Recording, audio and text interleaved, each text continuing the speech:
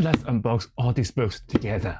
It is bloody heavy. Oh, by the way, hi guys, this is Dan. Huge welcome if you're new here. Don't panic when you see like these 5 massive boxes of books here. I didn't get them all in just one go. That would be crazy. I won't spend my money like this. 2 of them are actually pre-orders and they can be dated back maybe half a year ago. One of them is a book that I already finished, but I am missing that copy on my shelf. And I also got books from my normal subscription.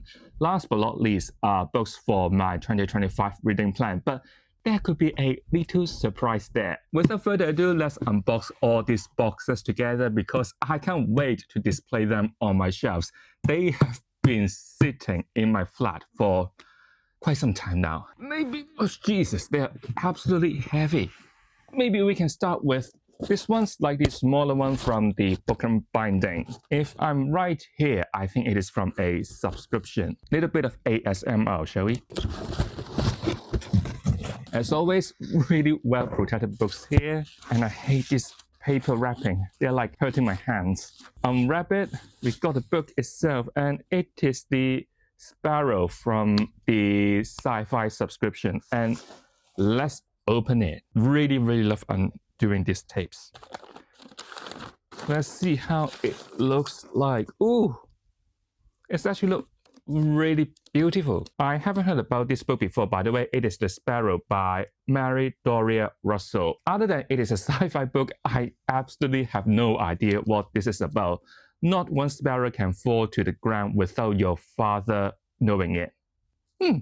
Interesting quote. I think they have once again nailed the interior art, and this is the one on the back. How about the naked hardcover, how it looks like? Golden foil on a green cover. It's like perfect match. I don't want to read out the synopsis because you can check it out on Goodreads, but in short, I think this book is actually written 30 years ago, and it is a very tragic story about the nature of faith, love, hubris, and what it means to be human. I really don't have any idea because you know me well, I don't really read that much sci-fi, and that's the purpose of me trying to join this subscription to read more sci-fi. But you know what? I didn't really check out that much. So because this is like a shorter book, I think it is not that long with, oh, it's actually quite long, 500 pages. Maybe I could give it a go one day. If you have read this book or any work by this author, feel free to let me know what do you feel about it.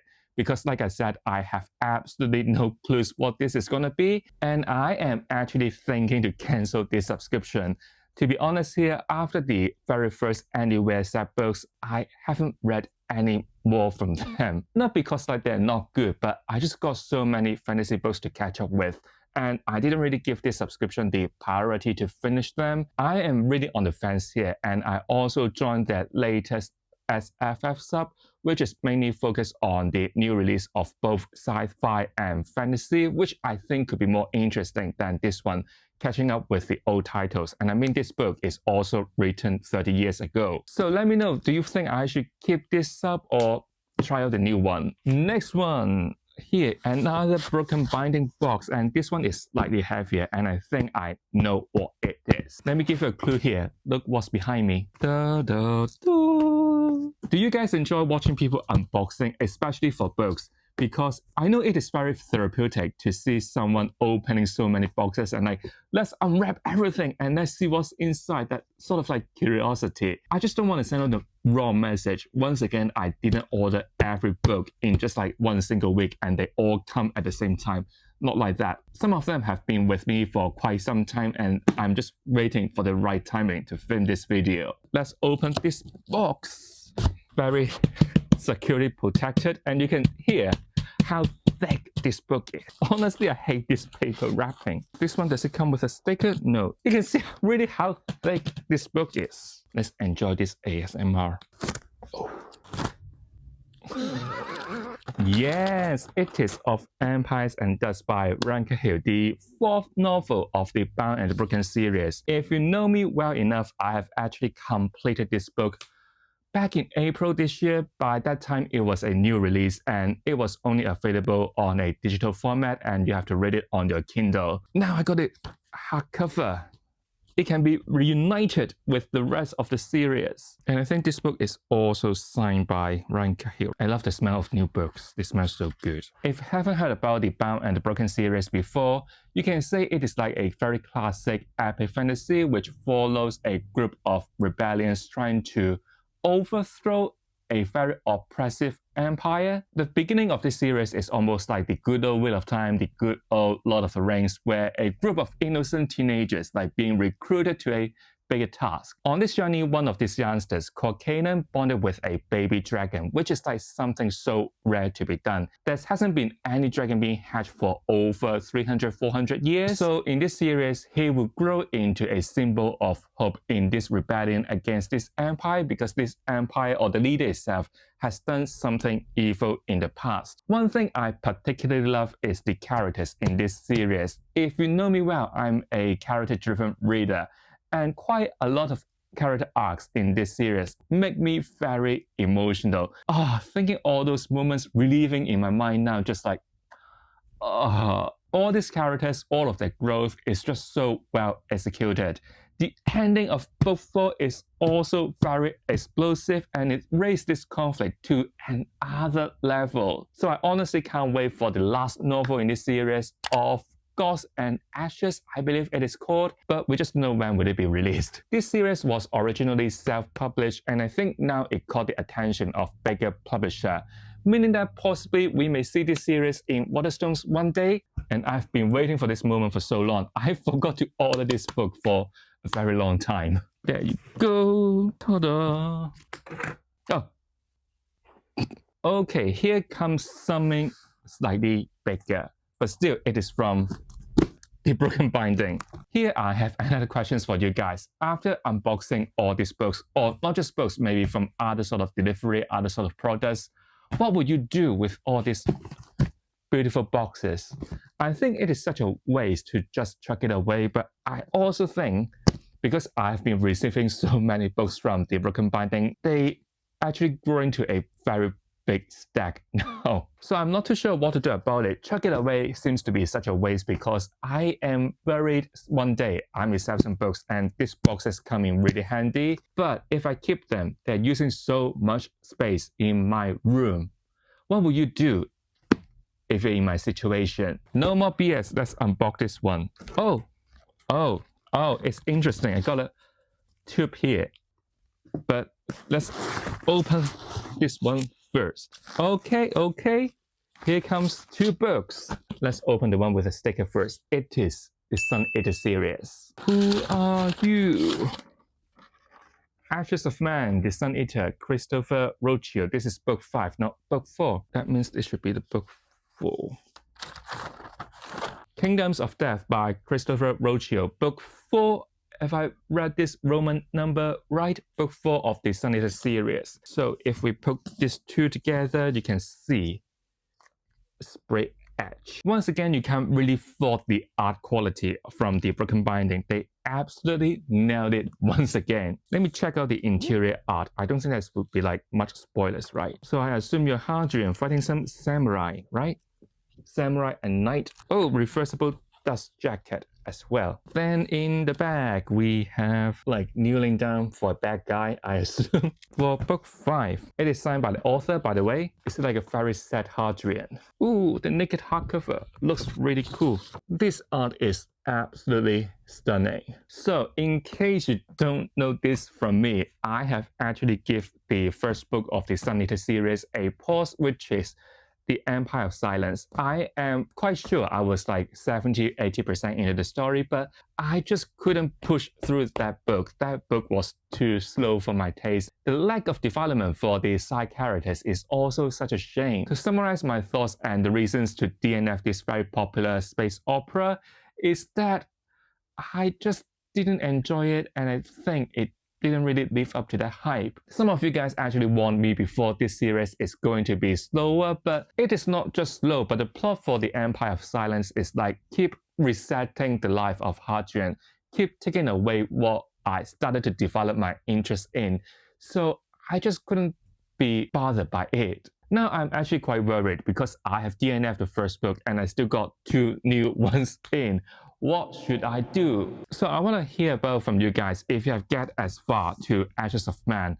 Would the issues that I have just talked about be still persistent? I think it would be such a commitment to read this series because, like I said, I was not having a best time with this series. It was really testing my determination to complete the first book, but I just gave up. I also know that some of you are actually reading or like just finished the second book and telling me that you were not having the best time also, and sometimes you feel like you're skimming the pages. I really need your advice here. If I feel so strongly about the first book of this series, would it be worth my time to invest for the rest of it? If yes, I don't mind starting the Empire of Silence again because I only got 20% left, and I am quite willing to try Howling Duck as well. If not, then I'll just sell them. No point in keeping books that don't really give you joy, right, Marie Kondo? Maybe I'll just put you guys here for the time being. Then coming to the next one, it is going to be an interesting one because as you can see from the packaging tape, it is 10 years of anniversary from Illumicrate. Let me tidy up the floor first because you can tell from the floor, it is quite massive with all this packaging paper. So let's open this one. Not as much packaging compared to the broken binding. We just got like this kind of paper, just like a cushion, and I can already see the books and they look really good.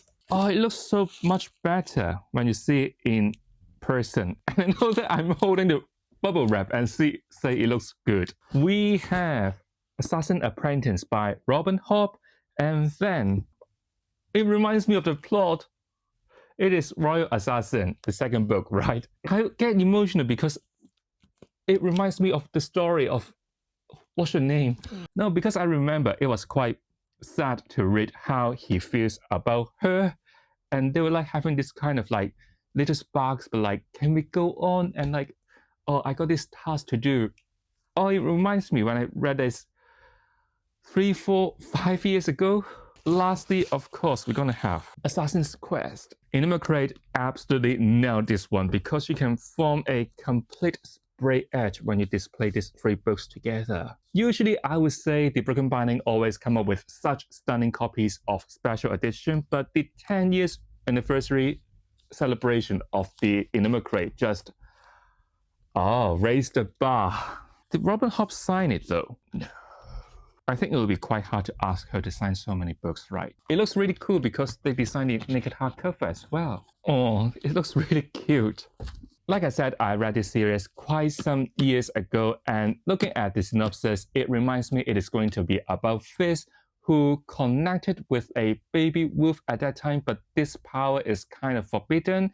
At the same time, he was recruited to the court to investigate some dangers, some like political scheming there. I know that it is quite brief because it honestly is like testing my memories about a series that I finished quite some time ago. So because of this reason, I'm actually thinking to reread the Farseer trilogy by Robin Hobb next year. It is going to be part of my 2026 reading plan, same as, let's say, the First Law trilogy, Rick and Rose series, as well as I picked up another one, right? Which one it is? Oh, John Gwynn's The Shadow of the Gods. I won't complete them all in one go. Let's say January, I'm going to read Assassin's Apprentice, and then February, Royal Assassin. Not like that. I have learned my lesson from my Wheel of Time as well as the Echoes saga. It is better to alternate in between these 4 series. Let's say we got A, B, C, D 4 series, right? In January, I would read A1,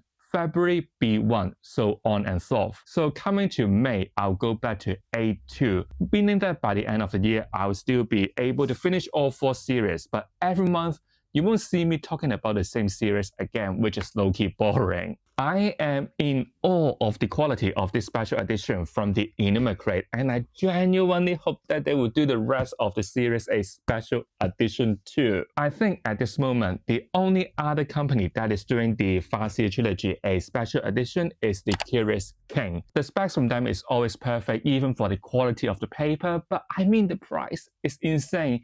And then also, I think they are quite inclusive in terms of their numbers. So I think the Illumicrate, as such a big company, just opened a massive door of possibility for future Robin Hobb collaboration. I would want them all. Side note here, Farseer Trilogy is the only Robin Hobb series that I have ever completed. So after I reread the Farseer Trilogy, possibly if Illumicrate is doing the edition for the rest of it, I would keep on going. I need to find a place dedicated to this series. And I got no space. Maybe I would just put it in my bag. Ta-da! Last one, it is going to be a massive one because let me show you something. They weighed this parcel so they can send it right. Here they said it is like a 5 kilogram of books, which is crazy. And let me show you what I've got inside. By the way, I just realized I forgot to tell you guys what this tube is. It's interesting. I got a tube here. Inside is actually the alternative American cover of the Sun Eater series for the first 5 books. I'm not going to take them out because I know it will be so hard to put them back in, but you can search it on the internet about how it looks like. I don't mind having another set of cover, but you know the trouble is, look at here. I also got separate tubes for another 2 series, so what can I do about them? Do you have any ideas? And I don't know why. The Sun Eater one is missing the cover of it. Where should I put them? Let's put it here. You can't see it. Alright, back to this big box. And I don't know how they're gonna arrange it. I think I know what this one, and this one gonna be because they look smaller and it looks suspicious. I want to talk about them first.